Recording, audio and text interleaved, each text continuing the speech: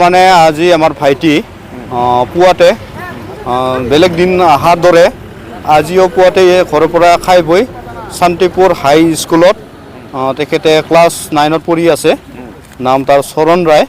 পঢ়ি থকাৰ অৱস্থাত ঠিক টিফিন টাইমত তাৰ বান্ধৱীৰ লগত বোলে কথা পাতি আছিল ভাইটিয়ে। কথা পাতি থাকোঁতে শান্তিপুৰ হাই স্কুলৰে সহকাৰী শিক্ষক তেওঁৰ নাম দীপক কুমাৰ শৰ্মা দেৱে আমাৰ ভাইটিৰ ওপৰত বেয়াকৈ আঘাত কৰে। মূৰত ধৰি বাৰেণ্ডাৰ পছত আশ্ৰয় দিয়ে। লগতে ৰুমৰ পৰা লাঠি আনি পিঠিত ৰাছাৰটো অলপ হাড়টো ভাঙিছে নেকি তেনেধৰণে লাগিছে। এতিয়া ৰিপৰ্টত গম পাম। আৰু বুকুত ধৰি বাহিৰ কৰি দিয়ে কি।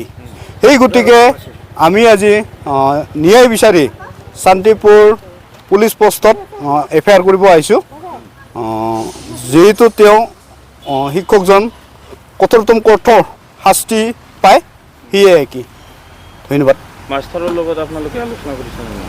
আমি প্ৰথমতে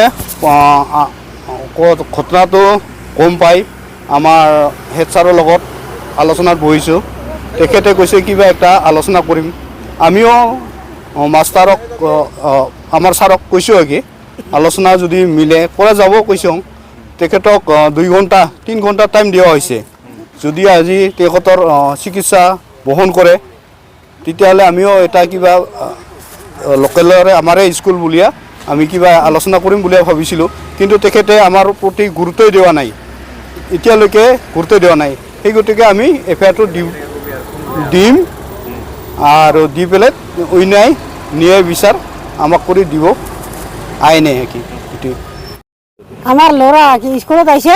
স্কুলত মানে এই টিফিনতে 2:30 2টা হৈছে। তাত মানে কিবা ল'ৰা ছোৱালীটো গমে পোৱা না আজিকালি। আমাৰ বেটা আৰু ছোৱালী বোলে কথা পাতি আছিল বহিয়া বাৰান্দাত। কথা পাতি থাকোঁতে মাষ্টাৰ দেখিছে। মাষ্টাৰ মানে মূৰত ধৰিয়ে পচকুটি থাকাৰাই পিনি আৰু মূৰ দিয়া আঁকি আৰু কিবা কৰিছে কি ঠেঙা দিয়া পাও দিয়া ঘূৰাইছে। ঘূৰিয়ে আৰু বেট লাঠি দিয়া চাবাই নমনা হৈছে একেবাৰে পিঠি দেখিলে মানে একে মাথা গৰম হয়। একে নাকিদাও খুন ওলাইছে, মুখিদাও খুন ওলাইছে। এতিয়া অচেতন হৈ আহিছে মানুহ, কিছু কথা ক'বই নাপাৰে মানুহটো একেবাৰে চেল। এতিয়া এলা কাজৰ কাত নিছে নেকি মই গমেই পোৱা নাই। মই কালি ইয়াতে বিহু দিছোঁ, গাড়ীৰ পৰা পৰিছোঁ মই ইয়াতে কথা পতা নাই। এই হাই স্কুলত শান্তিপুৰ হাই স্কুলত আছিলে। মাষ্টাৰৰ নাম কি আছে?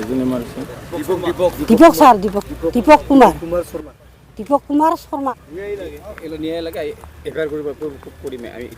এতিয়াই কৰিম আগে আমি এফাৰ কৰিব আহিছোঁ আগে আমি।